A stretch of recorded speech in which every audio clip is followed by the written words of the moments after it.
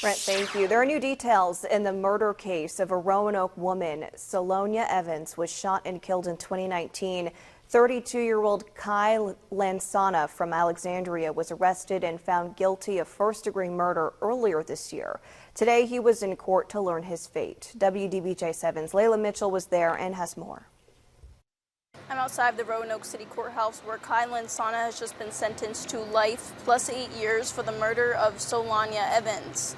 Now, the defense argued that his light criminal history should be taken into consideration, but the judge disagreed, citing the brutality and the callousness of his crime, saying that he is not safe for society.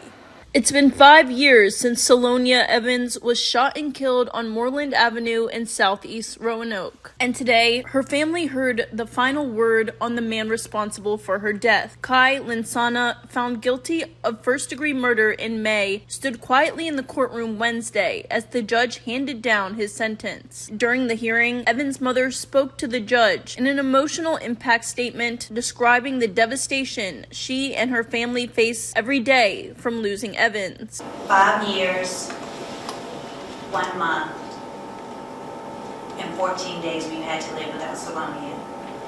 Our hearts are still bleeding. Her 10-year-old goes to the cemetery to visit her mom because she's no longer here. This has been a detriment on me. That was my only child, her grandmother, her father, her stepfather, and family and friends. Prosecutors said the homicide was a senseless act and described Lansana as a calculated, dangerous individual who came up with a plan to target Evans' home. They said Lansana chased Solonia from her bed and shot her multiple times in the street, and since has shown no remorse for the killing. Solonia did not deserve to die that night, but what is clear from the evidence shows is that Kai Lansana does deserve to be put away in jail for the rest of his life.